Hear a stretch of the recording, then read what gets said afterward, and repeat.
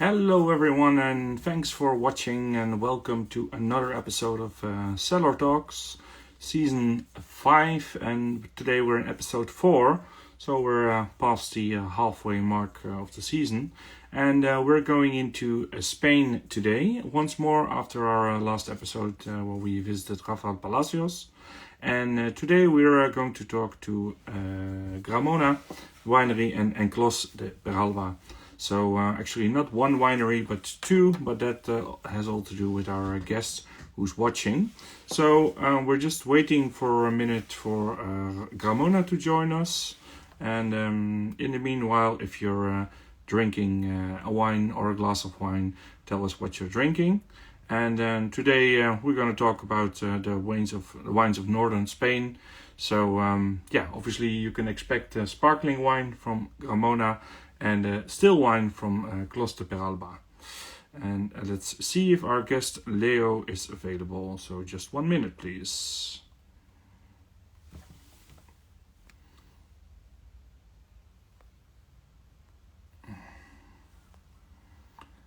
I can see he's online, but he's online with the L'Enclos de Peralba account. So let's wait until Gramona is joining us, and then we can start the show.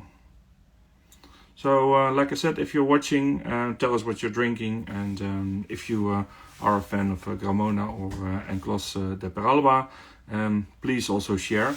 If you have any questions, you can ask them during the chat. You can do it, type them in the chat. We will pick them up, and otherwise you can put them in the question mark box, which is in the bottom. So, and Gramona is watching, so let's see if we can invite them. Hello, Leo. Good evening. Hi, Niels. How are you doing? I'm doing great. Thank you. Thank you for having me. That's the life of, I would say, a winemaker, but you're not necessarily a winemaker, but you're a winery. You have two hats always to wear, and Right. we're going to talk all about that. But I see some good weather. You're outside, or? No, I'm inside my home. I'm in well, Barcelona right now. You still got some good sun over there. Yeah. That's Yes. good. Perfect. Good. Thanks for joining. I already explained to the people today we're going to talk not about one project but about two great wineries. So actually it's the first occasion that I get the opportunity to talk about both. But this has also to do with you and also your cousin, and we will talk about that in a minute. But let's start with for the people that don't know anything about Gramona or L'Enclos de Peralba. Let's talk about you as a guest first, a few minutes. Okay. So my name is Leo. Mm-hmm. My family has obviously been making wine for a few years. Actually, we were celebrating this year the centenary, 100 years of the first label of Gramona in the street, right? So quite a lot of tradition. And myself, I studied engineering. And a few years ago, I was asked by my family, my father and my uncle, who are running the winery today, Gramona Winery, to join the project. Same happened with my cousin. We incorporated Gramona at the same time, left our respective jobs, and we are very happy so far because we've had the chance to create our new project that we'll talk about later, right? This has been my story. Your cousin Roc is the same age as you, is he? He's a bit younger. I was born 1990. That's my year, and he's 1993. That's his vintage. Okay. So the vintage just it's a little bit apart, but not that much. You're both good vintages, I think. There you go. Yeah, well, mine was better. It proves because you could not get enough from one winery, but go into two. But we talked a little bit about that. First, we're gonna talk a little bit about Gramona, and then we talk about the project you have with Roc together. But as you are situated in the same region, maybe it's good for the audience also to talk a little bit first about the region. So where are you located? What's typical for the region in terms of the grapes, and what's the climate and the characteristics that works for you? Okay, so I'm in Barcelona right now, but the region is Penedes, which is quite a bit south of Barcelona. It's around 45 minutes by car, I would say a few kilometers down south. It's in a valley, the Penedes. It's based in a valley that's surrounded by mountains all around, continental mountains, and those mountains that separate the valley from the Mediterranean Sea. So obviously we're in Spain, obviously Mediterranean weather, and the king of the grapes here, I would say, is the Xarel·lo, which is mostly known for the sparkling wines. And also the Macabeo, also known as Viura in other parts of Spain, such as Rioja in the north. Also Grenache, both types of Grenache, and other typical grapes from here, like Malvasia de Sitges, which everybody claims to be their own local grape, but actually it's planted in 17 different locations in the Mediterranean arch, and it's one of those grapes. Yeah, you ask the Sicilians, they will say it's theirs. You go a bit south or the islands, and they will say it's theirs, even in the Canary Islands. So who knows? Everybody wants to own something. Huh? I mean, there's part of history for everybody. Okay, so that's clear. You already mentioned a little bit being used to grapes. A lot of the white wine grape varieties are used for blending and for sparkling wine. Obviously, that's also what Gramona is known for. But for the people that know sparkling wines and know sparkling wines from the north of Spain, Barcelona area, they will start to be talking about Cava. And I mean, we can talk an hour about Cava and how Cava works for you and not works. But I'm just putting it out here so that people have a little bit of a understanding. And a little bit later, we'll have a chat about why Cava or why not Cava. But in Cava, you have a lot of these varieties coming together. So that's a lot of the production that actually is being made is used for these wines, for these sparkling wines, right? Exactly. So before, let me introduce that a little bit together with the history of Gramona, because I think it's a good way to understand the history of our region through our point of view, right? Our history. If we go way back 19th century, mid 19th century, you find that Spain, when Spain was, already declining as an empire, still had some colonies. The main production of wine was focused on serving the aristocrats or the colonies. So it wasn't bottled as the French did. So there weren't many famous, well-known brands of wine at that time. It was just bulk, exactly, with the barrels sent to the Americas through Canary Islands, Cuba, and then they would reuse those barrels to fill up with rum and go back from Cuba, and we would drink the rum. That's a good trade. It's a good trade, I would say. Now we have a lot of tradition as well in alcohol making because of that reason, and a lot of people, not only in the wine world, but were forced to go to the Americas to make a living, right? Especially those who weren't the firstborn children, male children in each family, because those would inherit. Exactly. Those were the lucky ones, and the unfortunate ones would have to find their own way in the Americas. And the ones who did come back because they became rich, we actually call them Indianos. They came with the money and with their suits, Cuban suits, and they would build up their colonial houses around the Barcelona area and mainly all over Spain and have their businesses here. So it's really a thing. It's not something I'm making up. You can still see it when you drive around. You do. And there's a lot of tradition. In fact, some of the most popular, village parties that are known around are called Indianos parties, which is one of those parties with this special kind of ambience, and it's quite fun to see. Anyway, so this was what wine production was in mid-19th century, and then of course phylloxera, the bug, came from the Americas, and this was a disaster. It was a major disaster in wine history in Europe, but for our region as well as for Rioja was a really good opportunity for us, because as you know, Spain is protected from France with the Pyrenees, those mountains, this wall that protects us not only of from the weather of the north, but also from the plagues and diseases.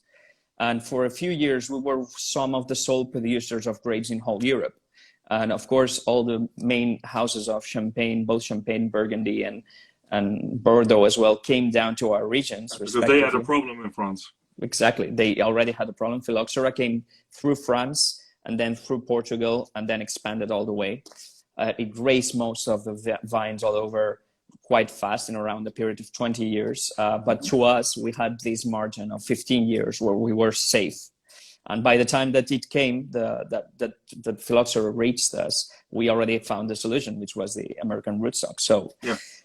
it was the moment of the history in our region that where we started bottling the wine instead of selling it bulk. And that's allowed us to make some money, to build some cellars, to learn from the business of negotiants of wine. Mm-hmm. This is how my ancients, my great-great-grandfather started. So they are actually more in the negociant business than back at that time. His father was a peasant. He was working for a rich family from Barcelona, some aristocrats. He bought his first piece of land that he was working since 1850s. And in the 1880s, he bought this first piece of land. So that was like the big accomplishment. And that was thanks to the business they made selling wine bulk to the negotiants, the French and German negotiants. That sort of kicked off the brand, more or less, then. Yes, but not just for Gramona, but all around. Everybody started bottling the wine because the wine traveled much better if it was bottled than if it traveled bulk. Yeah. It oxidized much faster. Also, we specialized in the Xarel·lo grape, which is one of the most antioxidative grapes in the world among the white grapes. And also we specialized in sparklings because, as you may know, the French of the Burgundy and the Champagne region came down to our side of the border, whilst the French from the Bordeaux region came down to Rioja. That's why Rioja actually specializes in reds, and we specialize in just the whites and of sparklings. The people that came. Exactly, that's absolutely right.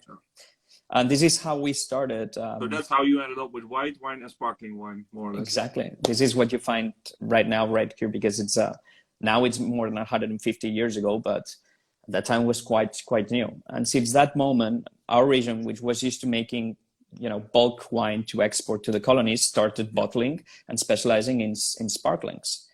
And this is our history, but it's all of our colleagues' history around. Yeah.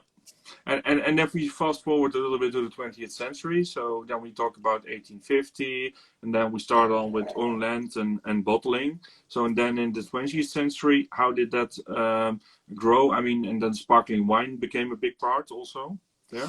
Well, again, our region benefited from disaster, if you can say that, all over with the First and Second World War. Right. Yeah. We, as you know, Spain didn't take part in the First World War, in the Great War. So we were, again, some of the sole producers. You were just minding your business and doing your work.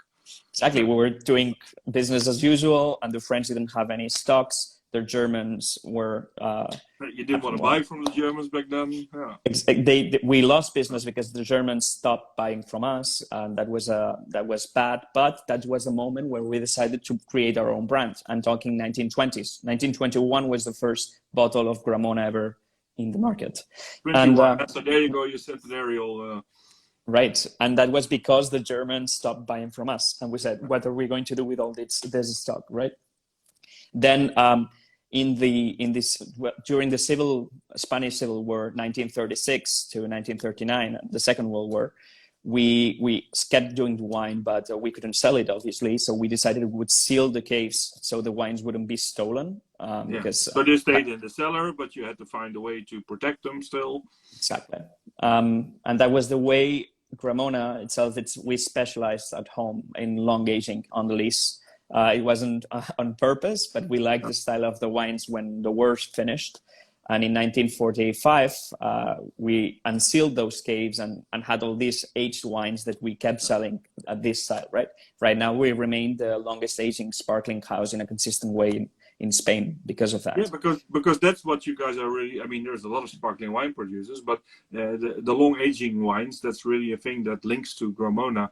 And well, what kicked it off was what happened actually in the Second World War. Then that story.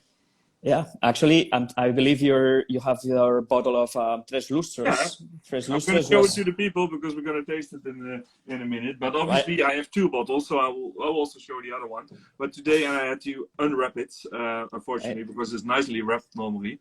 But we have Gramona And I will let you do the pronunciation because I'm still not Spanish. So. That's a 3 in Roman letters, Yeah. in Roman numbers, and lustros means a period of 5 years, which was the age of the base wine at that time. Yeah. And you always, so it's a brut nature, but we're going to talk a little bit more in detail about that. But in the meanwhile, you just keep on talking. I'm just going to pour the glass because I have two to drink with you. So I'm just going to, meanwhile, be sure that I have it in the glass as well. Way ahead of you. Yeah, very good. You're used to this, huh? Mm. Yeah, there we go. Good. So, long aging sparkling wines. That's what we're talking about. Well, so, yes. So the war came, and then we released this first label. Actually, Tres Lustros was that label that was released after the war. 1951 was the first vintage of this wine, and it's still in the market, so it's been working quite well. This is like the classic style of sparkling. Your flagship wine, you would say, maybe. It's not the most. It's the most. It's my favorite. Most one. typical. The most typical. It's the most classic, I would say. The most Catalan classic sparkling that you can find, I believe. It's not the most. The one that we sell the most, but yes. No. But if you really want a signature wine, let's put it like that. Maybe a little bit more. What shapes also the history of the winery and the family. Then this is the one that has the whole story around it, what we just talked about, and also the Second World War and everything. Yeah, I would say that. Okay, good. Well, going back a little bit. So with that, not just with the war and with the Gramona and history, but with the sparkling production, there was a lot of planting of Macabeo and Xarel·lo. Because these are the main contributors to the sparkling wine. Yeah. And Parellada. Parellada is another, used to be a complementary grape for the sparklings because it gives volume, and that when you're producing volume, that's a good thing. It used to be considered a minor grape. Nowadays, we know that you can find really interesting parelladas in higher altitudes and so on. So as every wine region, we're exploring our own potential with our own local grapes still. But the main coupage of sparkling wines, it's always been based on the structure and the capacity for aging of the Xarel·lo. And complemented with more aromatic, maybe not as acid and not as structured Macabeo, which gives this floral touch, especially in those younger aging wines. And then the Parellada, of course, also quite aromatic. That helps on the coupage. So to give the people an idea about, because you're also internationally active, but we're going to talk about that later, but give the people an idea about the winery, Gramona now first. What size are we talking about, and what production are we talking about here? Oh, about 500,000 bottles of sparkling. Yeah. We also produce still wines that we mostly sell in Spain, but this is what our production would be. And yes, we're based in, of course, traditional method, which is like the champenoise method. Yeah. Most of our wines tend to be quite dry, so half of our references are brut nature, and the other half are brut, but 6 grams of sugar. They would technically be extra brut, but people don't quite understand the difference, so we just call it brut. And the other one you call brut nature. Yeah, the brut nature people knows because it's become a brand by itself. The name brut nature, especially in our region. But brut and extra brut, people think extra brut is more sweet than brut. Yeah. So it's quite confusing. It's a bit contradictory, obviously. It's a bit confusing for the consumer. So we just call it brut and leave it like that. And if you know Gramona, you know what you're drinking. How many hectares of vineyards are we talking there? So do you also buy grapes probably still, or do you? Yes. We buy grapes, and we work about 90 hectares, 60 hectares, 63 hectares of vineyards, and then the rest are forests. And and with the margins and everything, we go to up to 100, but mainly 63 hectares, where we make our main cuvées, and then for the still wines, we mostly buy the grapes, not the wine, of course. Buy the grapes, and that's it. Yeah. So I know we talked a little bit about how the schedule and how we wanted to frame the story, but we're going to change it around a little bit. So now, obviously, I already have it in the glass, and we already talked about how this wine came together and what is important. So let's just do the tasting of this one first, and then obviously then we're going to talk all about the special project, because now people will have a lot better understanding why you choose to go together with Roc in this project. But this one is the 2013. But now, one thing that I also still have to mention, obviously we touched it at the beginning. If people watch on the bottom, they will see Corpinnat. And maybe quickly, the difference between Cava and Corpinnat, if you can call it difference, but I know it's a long story. It's quite a big long story.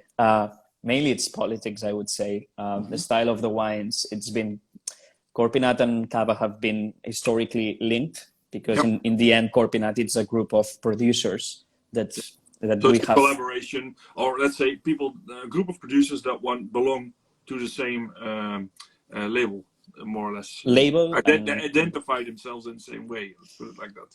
Exactly. But what I meant is that Corpinnat, all the producers of Corpinnat used to be inside of Cava since Cava was created. Before.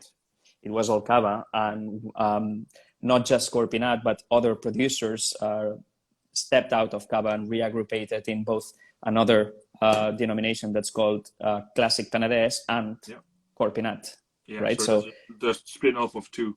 Actually. Exactly. And Cava still remains. What's the reason? Because you mentioned politics, but there is obviously a reason why some winery would decide to say, okay, I don't want to be associated per se anymore with Cava.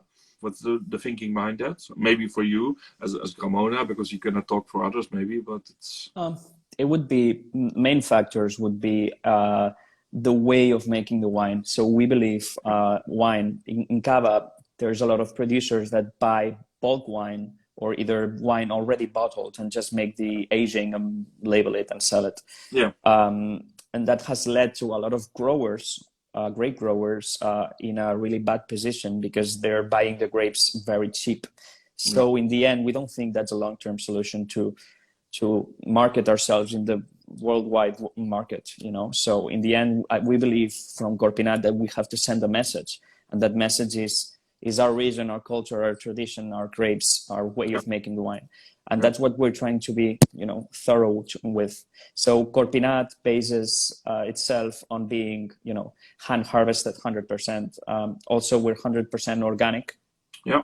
All the wine must be produced in the winery, and all, you know, the producer must be on top of the whole process. Even if Gramona buys, if it's organic, sorry to interrupt you, but then you need to have control over the chain.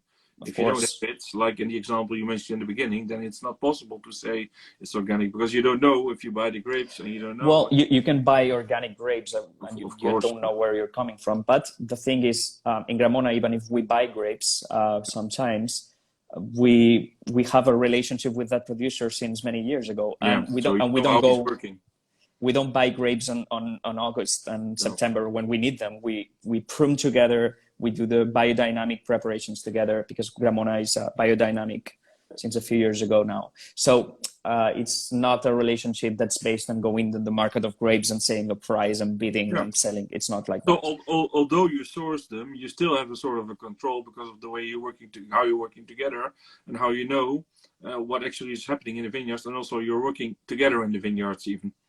Exactly. That's most important. Okay. And how do we characterize the wine? So before we obviously, because I think the people now get an understanding that there is not necessarily a difference in the style and the grapes being used, etc. It's really the quality and the heritage and the control over the quality as well. So this wine in particular, you mean? I would say this is as I was mentioning before, the classic type of sparklings from our region. Regardless if it is Cava or Corpinnat or classic, whatever. This is the classic coupage, the classic blend of Xarel·lo and Macabeo. That would be around 70% of Xarel·lo. This comes from parcels of ours. These are our own vineyards. And the coupage always depends on the amount of Xarel·lo and Macabeo that we have each year, of course. Yeah. But as I explained before, the Xarel·lo, we benefit from the capacity of the Torello for long aging, and a small amount of Macabeo if we release the wine, so we have more, more aromatics into it, also good acidity. So they act as a very good complement. Also Gramona. This one is a vintage wine, so this is 2013. So as you mentioned, the characteristics in this one also bring up a very different wine, because the how do you call it, the split in every vintage obviously is different as well. It depends on what the vintage brings you. So there's obviously, if you taste two next to each other, you will get the difference, and that's the nice thing about it. That is not a mass product that always needs to taste the same. Exactly. So these vineyards have the capacity they have. We work around 4,000 to 6,000 kilograms per hectare of yield. So that's what's it. Also here, since we're looking around 7 years on average of aging, because to us aging, it's very important for Gramona, not because it's not the many years better, but the precise years for each vintage, the better. And this wine, you always has around 7 years on the lease.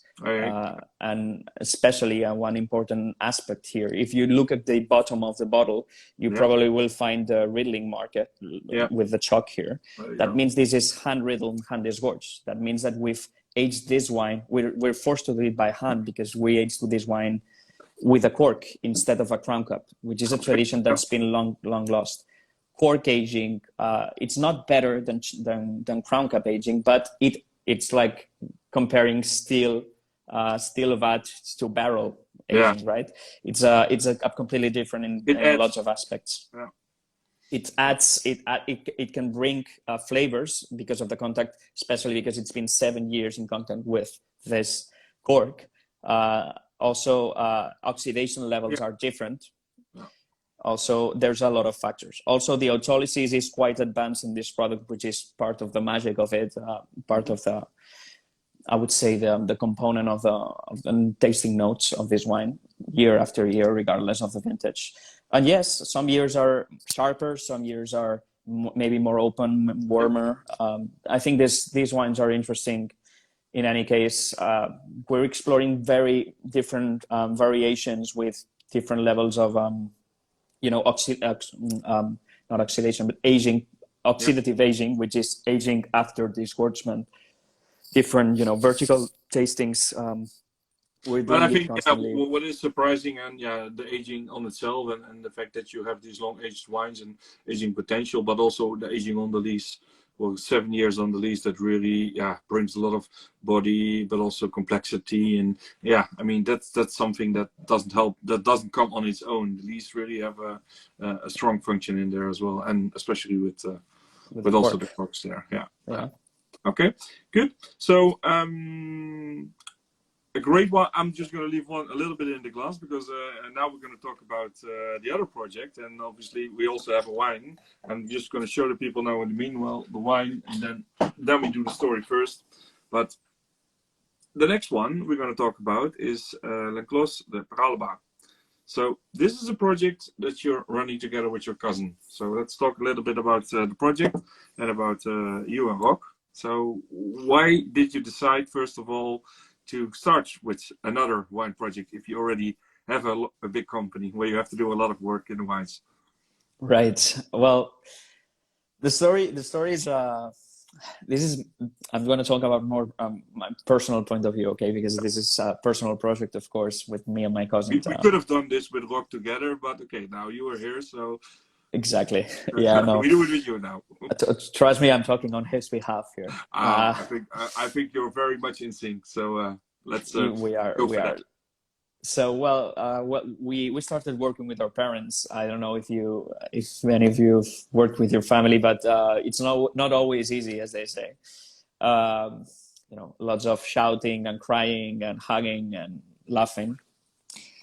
The thing is, you don't always agree with your parents. You don't have necessarily to agree. And we had, when we came to the winery, we had our ideas, and we couldn't express ourselves in every way we wanted, and we felt like we had the opportunity to create something that was just ours, and that's how our project was born.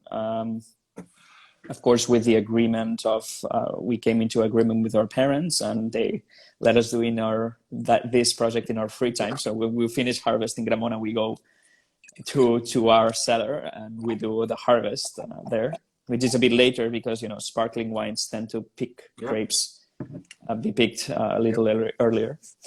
And here, so we have fun. It's a project that's based on... So what is the role of the two of you? So you're working together, and what are the different roles that you do, and what does Roc do? Oh, well, yeah. My cousin, he has an enologist background, and he's now very specialized in viticulture and pruning. He nowadays runs the only pruning school in Spain that teaches all around the wineries how to prune and how to be respectful with the, conformation of the vines, which is really, really important, especially in Spain, because we have a lot of old vines.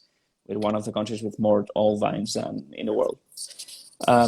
Anyways, we started this project. He runs this vinification end, and I run the other side, the business side.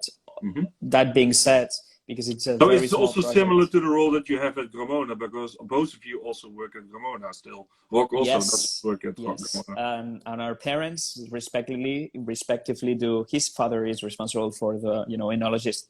But you're following the line. You do the business side. Your father does as well. We are. And the winery side, that's really in our case, what we've seen with my cousin is that it's much better, and we feel much more comfortable working, stepping onto each other a little bit, because it's really important to make some of the decisions when either in the field, in the vineyards, or when you're creating a label. It's really important to understand the whole process, even as an individual. So myself and my cousin step onto each other in Gramona much more than our parents do, and especially in our project, because it's largely because of the project that you have together, because it gave you the freedom to also discover this in different ways together, the working together. Of course, that was because of the project, but because I enjoy a lot the part of being in the cellar in the vineyards, and my cousin also enjoys.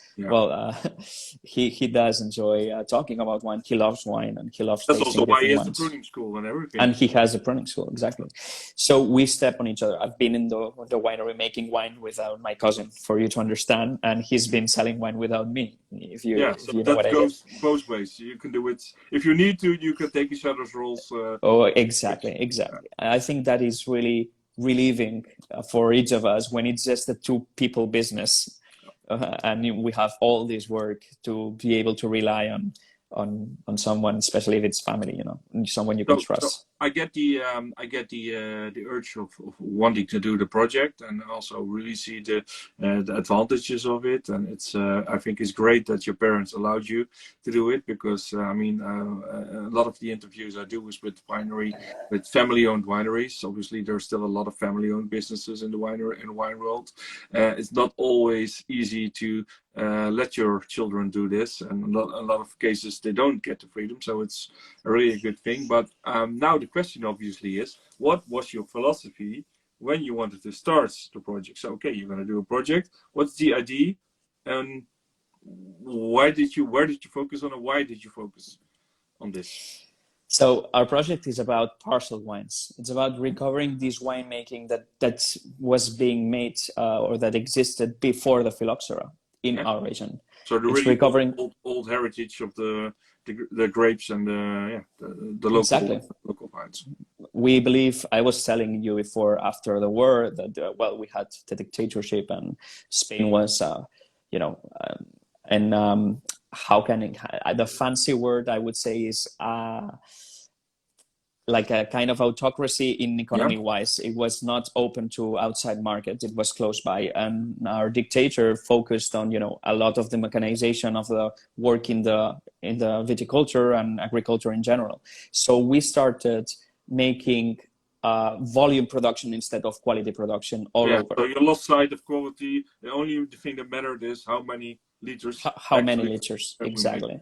And that was a problem that persisted for a few years with the introduction of the tractors and the chemical products in the soils. The vines started being trellised instead of being bush vines, so that the tractors could go through. The character of the vines and the A lot of implantation of international grapes instead of believing and trusting our own grapes. So what we decided here is to recover this style of wines that were being made before all that happened. And which varieties were the ones that were already on your list, or maybe you changed along the road with that? We're still looking, but right now we're working with Charelos, a couple of Charelos vineyards that we found interesting. Yeah. Then a couple of white Grenache, red Grenache that we found interesting that we stole from our family. Another Macabeo, that's the one you're having. The Macabeo is interesting because this is coming from a parcel that was that the other part of it is going to this other wine. Right? Okay. Yeah. So there's a strong link. This is the link between the wines. Understand why you picked those two to taste today.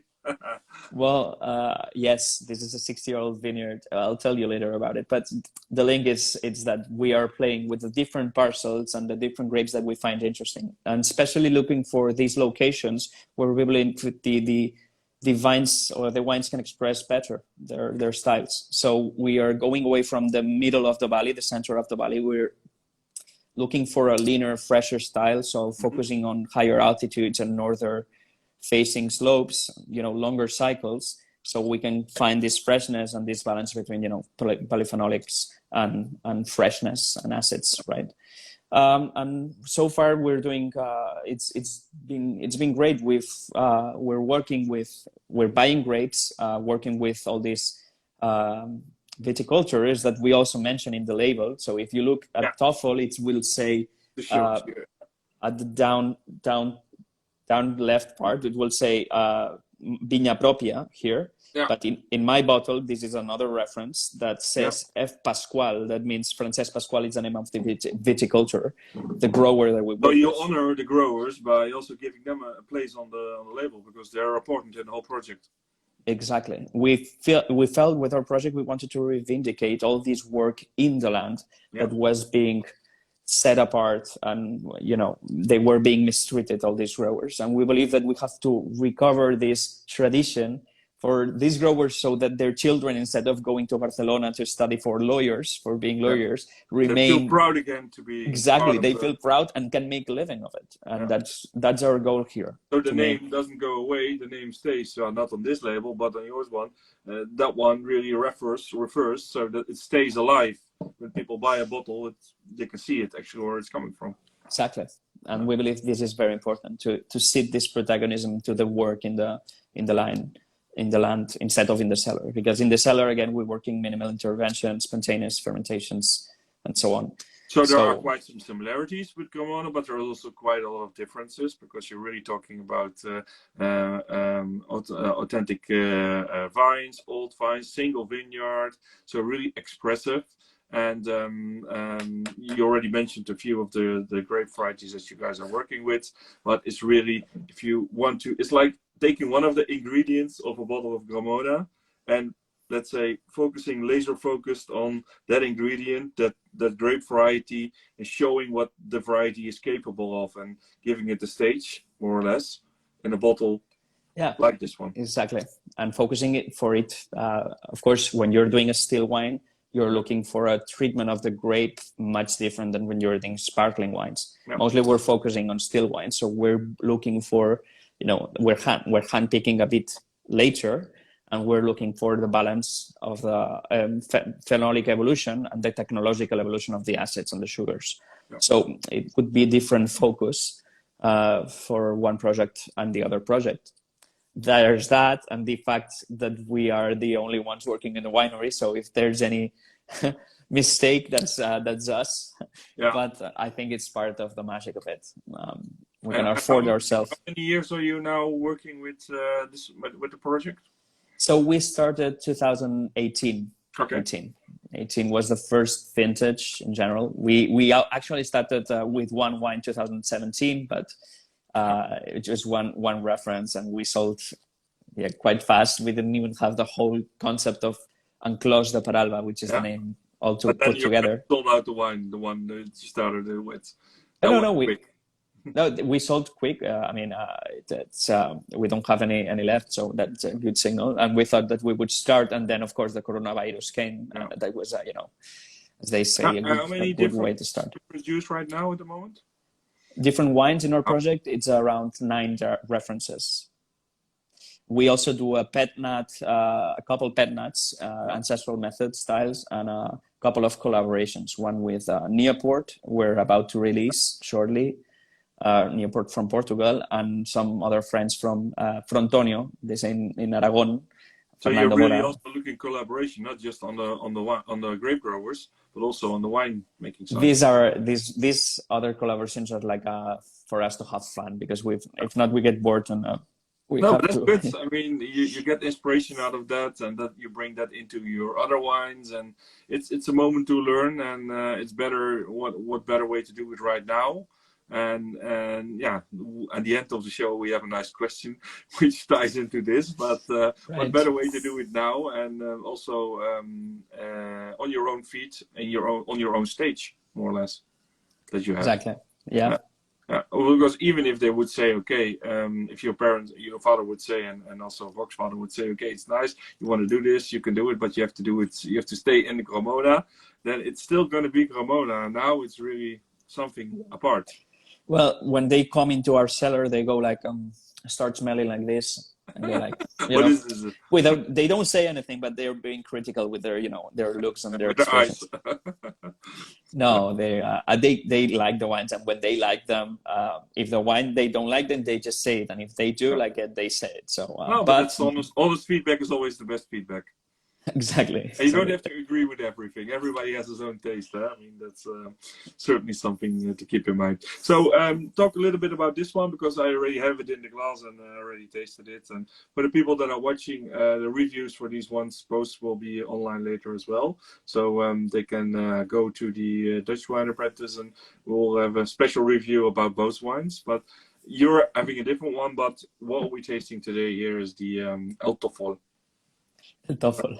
Yeah, yes, that means that's the name. Toffol is the name of the vineyard, and it means it's a diminutive for the name Christopher in Catalan, but which used to own the vineyard in the 60s, and it's now it's owned by our family. It's used mainly to do this sparkling I was telling you about, the Macabeo, and we're having this part of the parcel to do around 2,500 bottles around. Of Macabeo. It's a Macabeo. This is the grape that's considered, it's a good complement for the Xarel·lo to make sparklings, and well known for that. It's quite, autochthonous. It's very widely planted in our region. And we wanted to try a style of Macabeo that wasn't so like the typical Macabeo that's, that's done in our region. Usually Macabeos a lot of people don't, especially not from Spain, will not know Macabeo on its own. So if we start with, okay, how would you characterize a Macabeo wine? Then you say it's not necessarily that. It's not that. That's not what you're having. Usually Macabeo tends to be mid-acid, quite aromatic wine. It would be an aroma that would fade away or tend to oxidation in a couple or 3 years usually. It has a really good evolution, but it has a fast evolution. Usually it goes towards oven fruit and evolved fruit and nuts, honeys usually. Here in this case, we sacrificed a little bit of these aromatics by picking the grapes a little earlier to gain potential for aging, acidity, right? And in this case, a lot of work with lees, old oak here, 100% old oak. So oxidation in order to open up the wine. The wine was very sharp when we decided to release it. Now it will be 1 year ago. And we weren't convinced that we should have released it because it was too sharp to us. But our friends and clients said that they'd like it like that. So they wanted it. So we decided to release it. We're talking about here, right? 19, yeah. And usually this Macabeo, it's not as aromatic as the typical Macabeo, but it has this leaner style, this fresher style, and it also has this full bodiness due to the lees, a bit of reduction that we like. It's a look reduction. But you're also really banking on the aging potential here as well.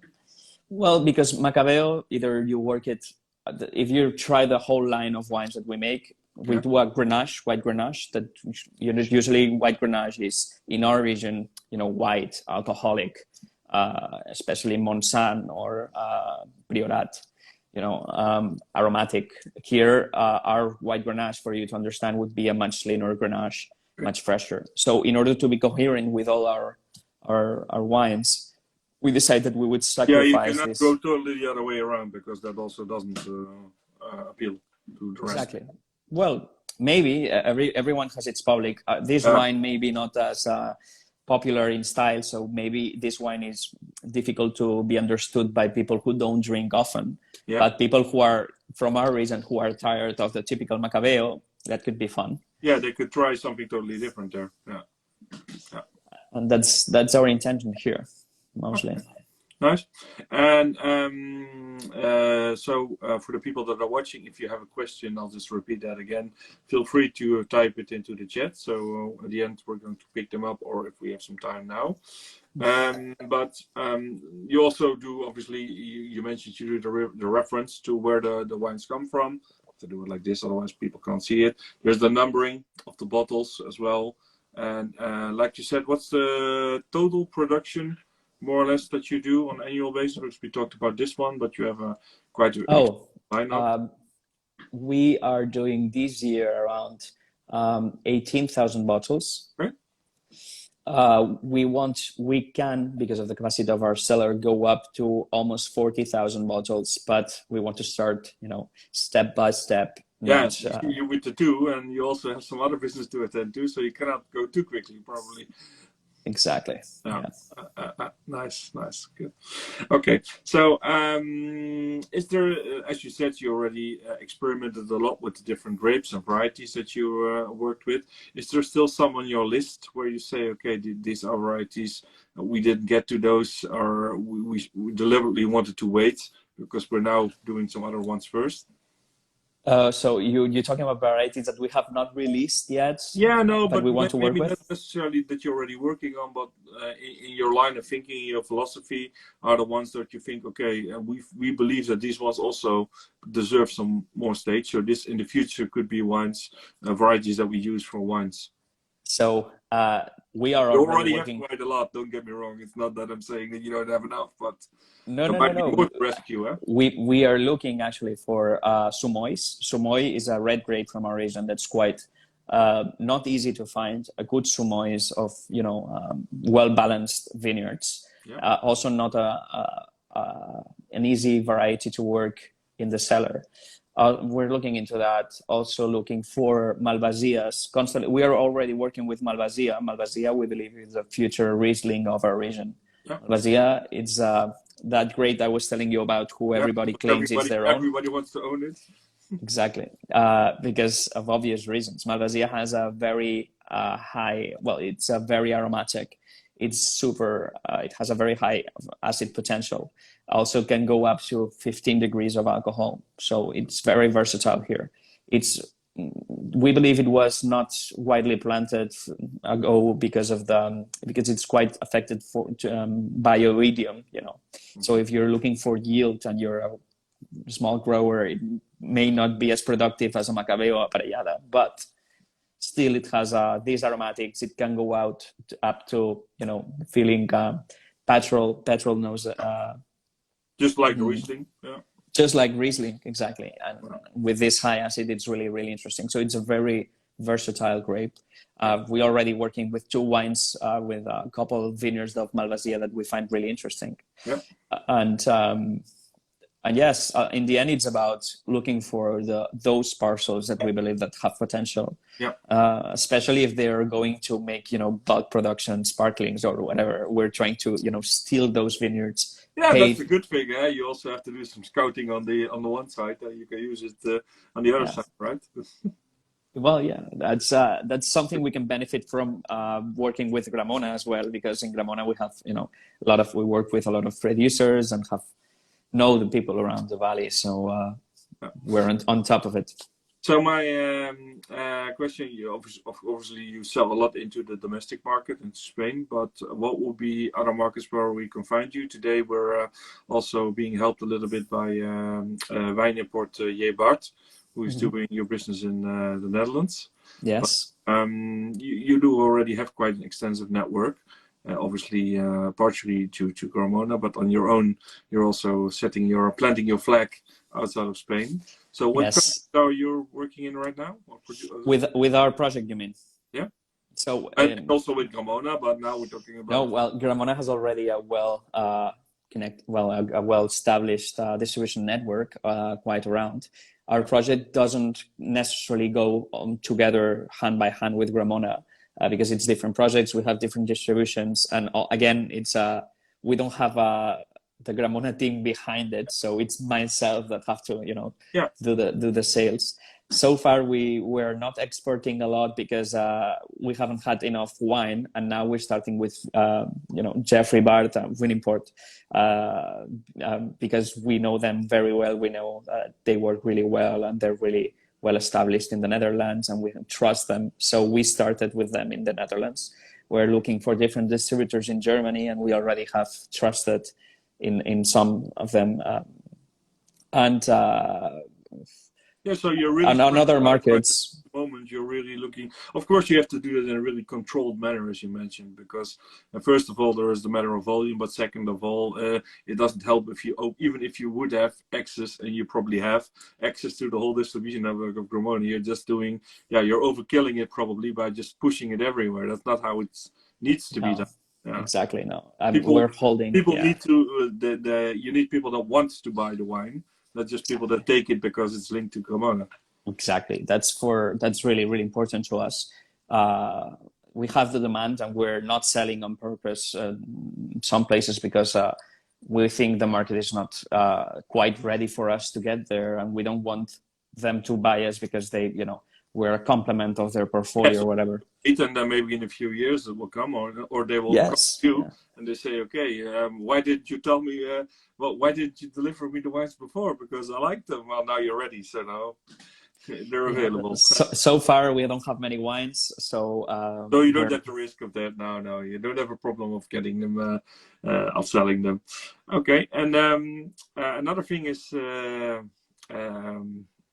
Grandes Pagos, España. Obviously, for the people that are watching, know that I did a series with them a few months ago with 5 regions and 5 wineries from these regions, and we talked about the principles of the, let's say, the philosophy behind Grandes Pagos. And I know Gramona is a member, but I think you guys are also. Are you also a member?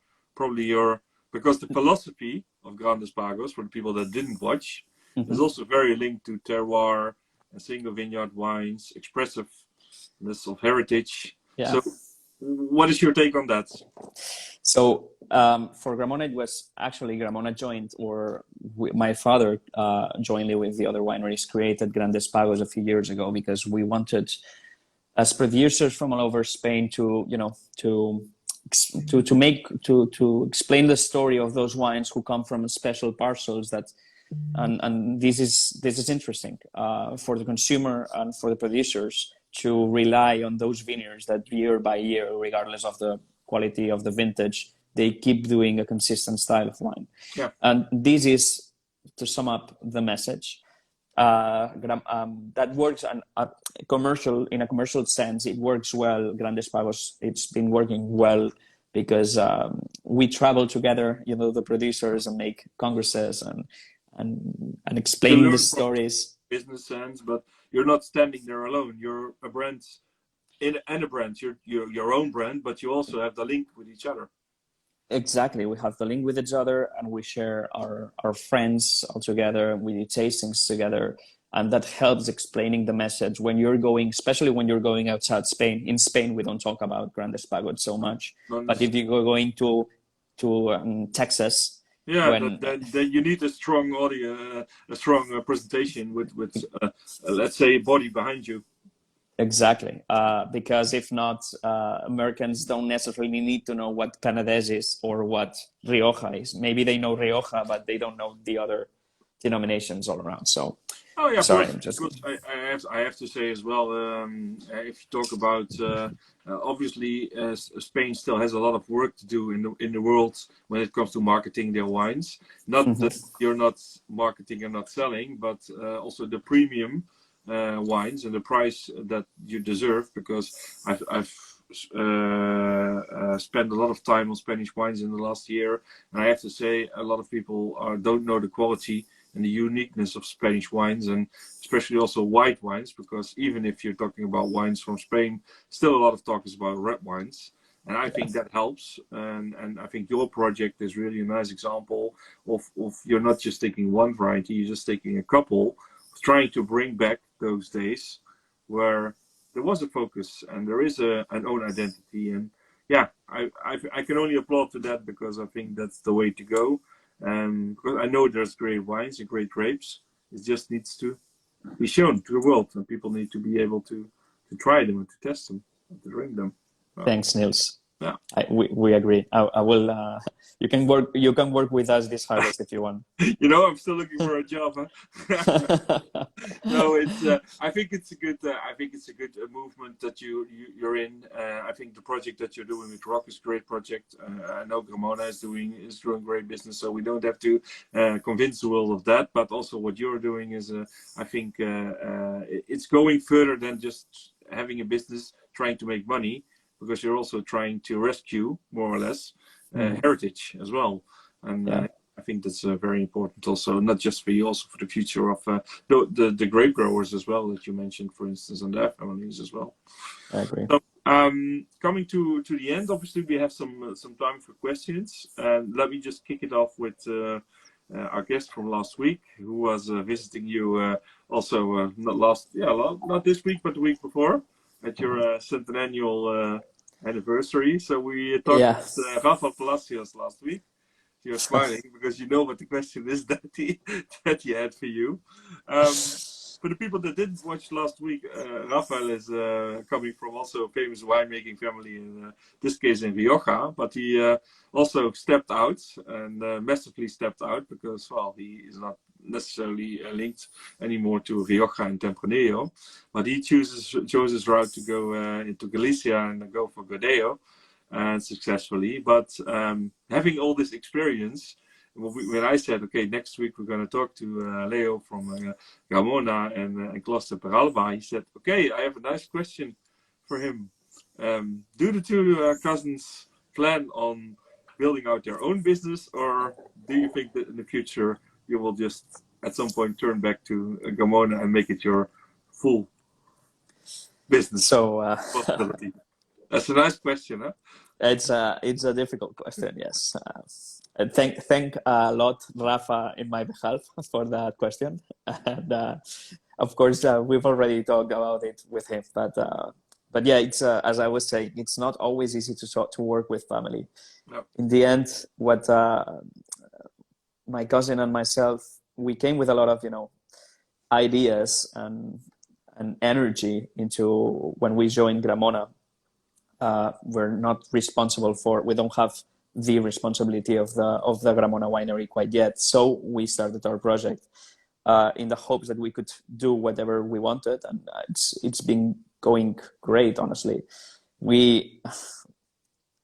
I don't know if I should say this. The more success you have, I'm just giving my take on it. The more success you have, the more difficult it gets, is my thinking. But maybe if I'm saying it wrong, just tell me. No, it is true. It is true. There was a point in which we considered it and openly discussed it with our families, like to leave Gramona even and start the project on our own. But in the end, we came to, both of us, in our own way, we came to appreciate the work that our parents have been doing. And we understand Gramona not as a project from our parents, but as a project from different generations of our family. And Gramona is already a well-established, winery that, in this case, we can make our own style of wines and a little changes inside this big history, but now we respect it enough to understand to be able to leave the things that have been working as they are, as Gramona, as it regards Gramona, and and keep on doing our project and other projects maybe around that we're already talking about by our own, but being responsible for Gramona in the future. That we don't think it's incompatible. We think we can do both. To do both. Yes, we think we can do both, and of course we will focus our energy whenever it needs to be. But right now we are in good terms with our family, with our parents, and we have the liberty and the tools to do it.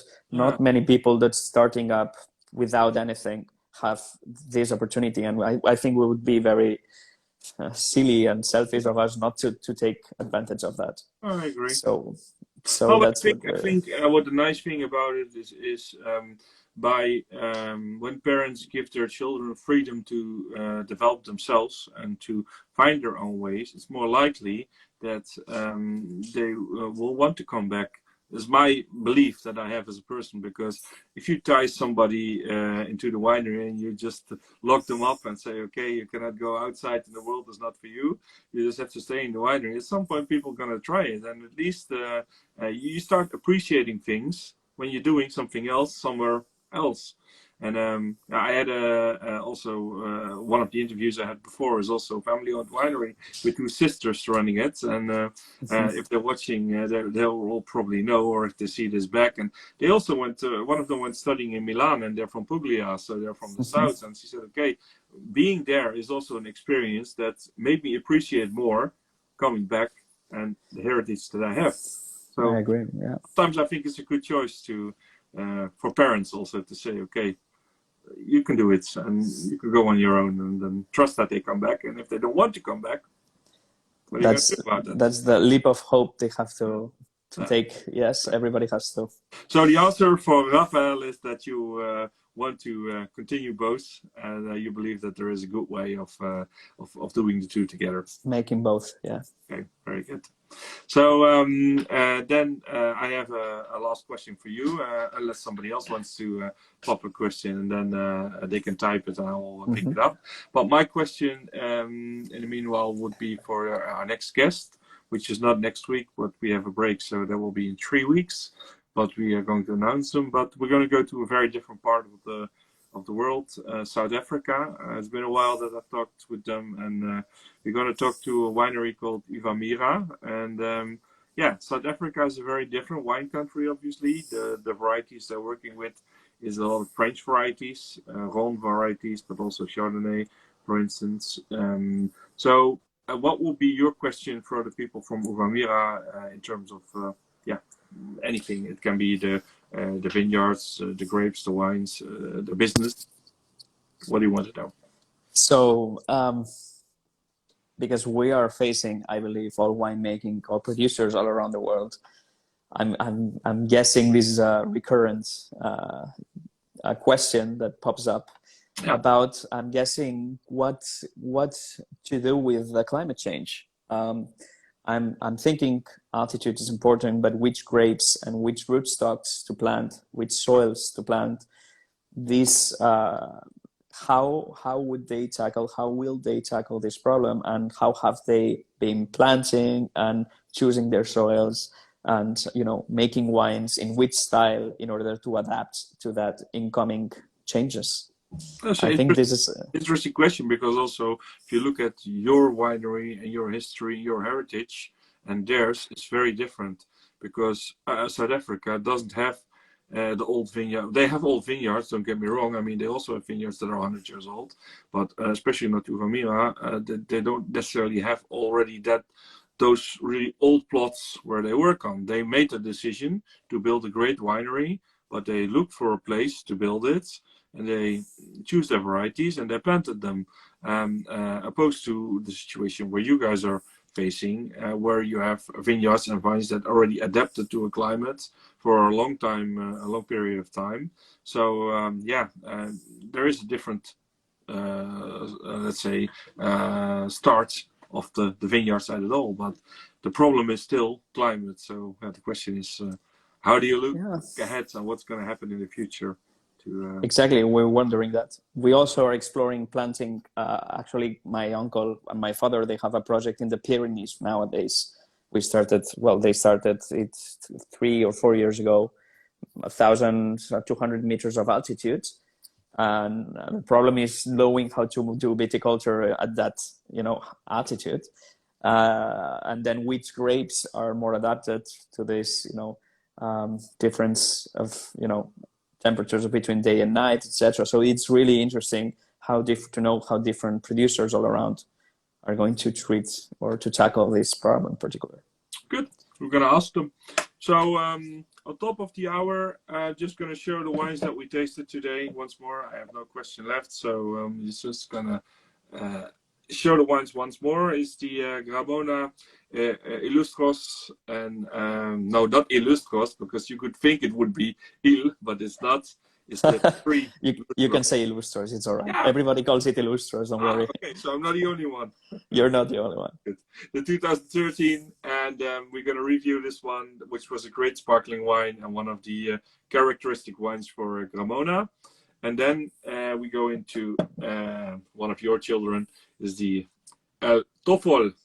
I'm pronouncing it probably wrong now. No, that's all right. This is the right one. Okay. And this is the Macabeo. And the nice story is that they come from the same vineyard, but this one goes into a single variety wine, still wine, and the other one is part of the sparkling wine that you guys produce.